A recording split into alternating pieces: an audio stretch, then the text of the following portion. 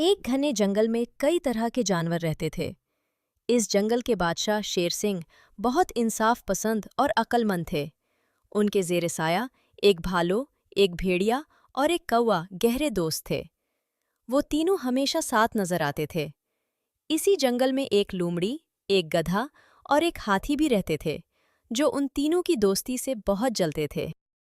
देखो गिधा भाई, देखो हाथी भाई, इन तीनों को देखो, हंस हंस कर दिल बहला रहे हैं। मुझे इनकी ये दोस्ती आंखों में कांटे की तरह खटकती है। लोमड़ी बहन, तुम बिल्कुल ठीक कहती हो। ये भालू, भेड़िया और कौवा मिलकर जंगल में अपनी धौंस जमाए हुए हैं। शेर सिंह महाराज ने उन्हें कुछ ज्यादा ही आजादी दे रखी है। हमें उनका कुछ तोड़ करना चाहिए। लेकिन यारू, हम उनका क्या करें? वो तीनों मिलकर हम तीनों से ज्यादा ताकतवर हैं, और ऊपर से शेर सिंह महाराज की नजरों में वो नेक हैं। अगर हमने उनसे कोई ज्यादती की तो सीधे हमारा जंगल छोड़ने का परवाना मिल जाएगा। अरे हाथी भाई, तुम परेशान क्यों होते हो? ताकत से नहीं, अक्ल से काम लेना चाहिए। मेरे पास एक मंसूबा है। हम इन तीनों को इस तरह फंसाएंगे कि वो खुद ही जंगल छोड़कर भाग खड़े होंगे।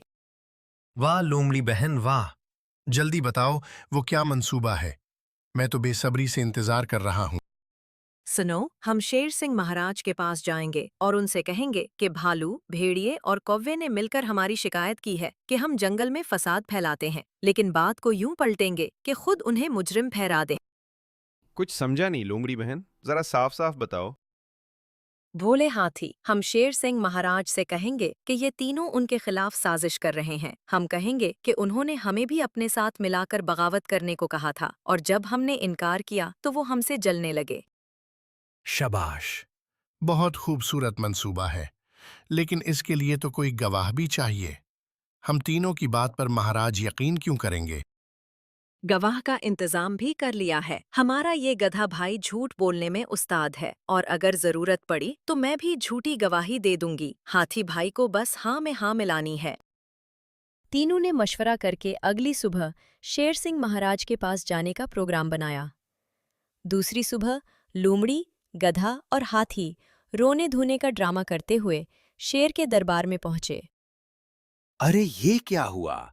लोमड़ी, गधा और हाथी, तुम तीनों सुबह सुबह क्यों रो रहे हो? किसने तुम्हें परेशान किया है? जल्दी बताओ, मैं इंसाफ दूंगा। महाराज, आपके सामने क्या कहूँ? आपके ही खास और काबिले एतमाद बंदों ने हमें इस हालत पर पहुंचा दिया है। आप ही हमारे रब हैं, आप ही हमारी आखिरी उम्मीद है। मेरे खास बंदे, वो कौन है? नाम लो उनका। महाराज, वो और कोई नहीं, आपके वही तीनों वफादार भालू, भेड़िया और कौवा हैं। क्या? भालू, भेड़िया और कौवा? ये कैसे मुमकिन है? वो तो हमेशा मेरे वफादार रहे हैं। उन्होंने तुम्हारे साथ क्या किया? महाराज, बात यह है कि कल रात ये तीनों हमारे पास आए। उन्होंने कहा कि शेर सिंह अब बूढ़े हो गए हैं और जंगल पर ठीक से हुकूमत नहीं कर सकते। उन्होंने हमें अपने साथ मिलाकर आपके खिलाफ बगावत करने को कहा। जी महाराज, उन्होंने कहा कि वो चाहते हैं कि जंगल का नया बादशाह भालू बने, भेड़िया उसका वजीर बनेगा और कौवा उनका कासिद। हमने जब इनकार किया तो वो हमसे जलने लगे और धमकी दी कि वो हमें जंगल से निकाल देंगे। महाराज, हमने सोचा आपको सच से आगाह करना हमारा फर्ज है, चाहे हमें ही क्यों ना नुकसान उठाना पड़े। इन तीनों गद्दारों को फौरन मेरे सामने लाया जाए। मैं उन्हें बताऊंगा कि बूढ़ा शेर क्या कर सकता है। कुछ ही देर में भालू, भेड़िया और कौवे को शेर के सामने लाकर खड़ा कर दिया गया। वो तीनों हैरान थे कि आखिर मामला क्या है। भालू, भेड़िया, कौवे, तुम्हें मालूम है तुम पर क्या इल्जाम है? तुम मेरे खिलाफ बगावत करना चाहते थे। तुम बादशाह बनना चाहते थे।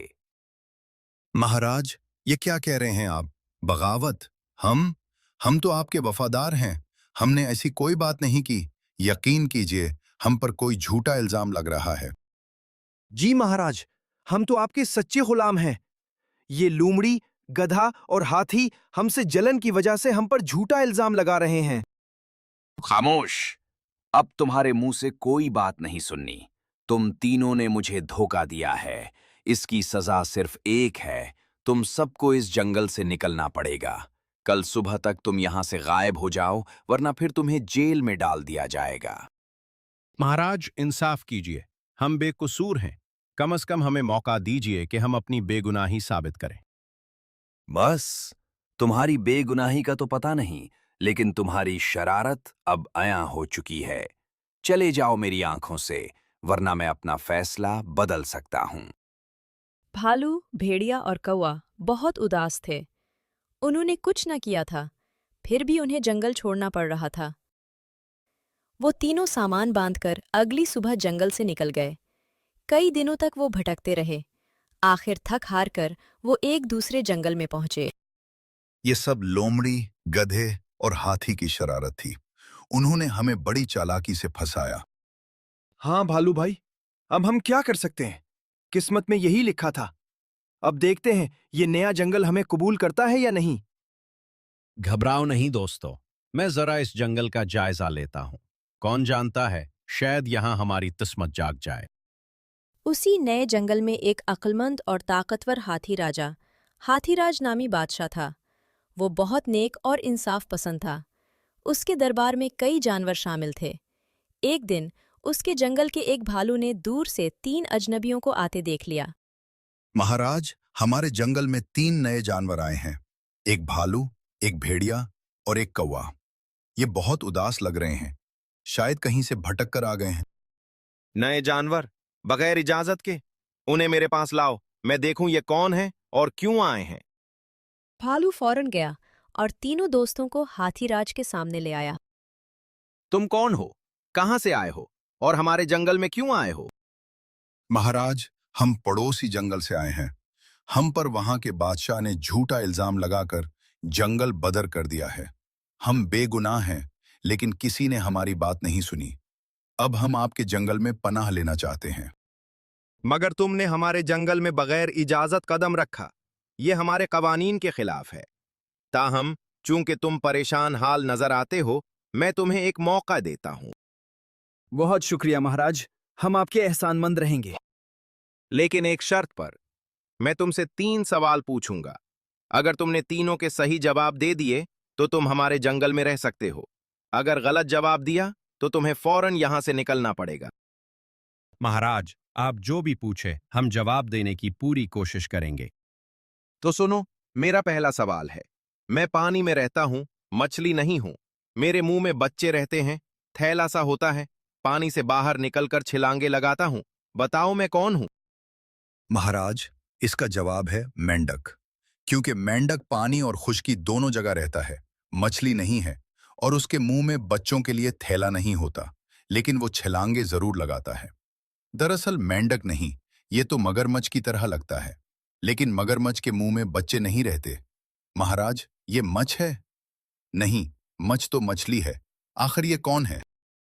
भालो भाई, ये तो मच्छ है। वो मच्छ जो पानी में रहती है, मछली नहीं है, और उसके मुंह में बच्चे रहते हैं। उसे थैला कहते हैं। जी महाराज, माफ कीजिएगा, मुझे जवाब याद आ गया। ये मच्छ है। मच्छ अपने बच्चों को मुंह में रखती है। बहुत खूब, तुमने पहला सवाल सही जवाब दिया। अब दूसरा सवाल सुनो। मेरे पास 2 सींग हैं, पर मैं बैल नहीं हूं। मेरे कान बड़े हैं, पर मैं हाथी नहीं हूं। मेरे पांव मोटे हैं, पर मैं गैंडा नहीं हूं। मैं जंगल का राजा कहलाता हूं। बताओ मैं कौन हूं? महाराज, ये तो बहुत आसान है। इसका जवाब है शेर, क्योंकि शेर को जंगल का राजा कहा जाता है। नहीं नहीं, शेर के सैंग कहां होते हैं, और शेर के कान इतने बड़े नहीं होते। गौर से सुनो, 2 सैंग, बड़े कान, मोटे पांव। महाराज, मुझे जवाब मिल गया। ये भैंसा है। भैंसे के 2 सींग होते हैं, कान बड़े होते हैं, पांव मोटे होते हैं, और वो जंगल का राजा कहलाता है, क्योंकि इससे ज्यादा ताकतवर और जंगल में कोई नहीं होता। सुभान अल्लाह, तुमने बिल्कुल सही जवाब दिया। हाँ, ये भैंसा ही है। अब तीसरा और आखिरी सवाल। ये वो चीज है जो जितनी बड़ी होती है उतनी ही कम नजर आती है। बताओ वो क्या है? महाराज, ये भी बहुत आसान है। इसका जवाब है अंधेरा। अंधेरा जितना ज्यादा गहरा होता है, हमें कुछ नजर नहीं आता। वाह, तुम तीनों ने मेरे तीनों सवालों के सही जवाब दे दिए। तुम बहुत ज़हीन और काबिल हो। मैं तुम्हें उस जंगल में रहने की इजाजत देता हूं। भालू, तुम मेरे मुहाफिज बनोगे। भेड़िया, तुम मेरे कासिद। और कौवे, तुम मेरे जासूस और मुशीर। इस तरह भालू, भेड़िया और कौवा न सिर्फ नए जंगल में बस गए, बल्कि इज्जत और ओहदे भी पा गए। दूसरी तरफ पुराने जंगल में लोमड़ी, गधा और हाथी तो बहुत खुश थे कि उनका मंसूबा कामयाब हो गया, लेकिन शेर सिंह महाराज को जल्द ही अपनी गलती का एहसास हो गया। क्यों नहीं मैंने उन तीनों की बात सुनी? वो भालू, भेड़िया और कौवा कितने वफादार थे। उन्होंने कभी मेरी नाफरमानी नहीं की। इन जानवरों की जलन की वजह से मैंने अपने काबिले एतमाद बंदों को खो दिया। इस कहानी से हमें ये सबक मिलता है कि कभी भी जल्दी में फैसला नहीं करना चाहिए और हमेशा दोनों फरीक की बात सुननी चाहिए।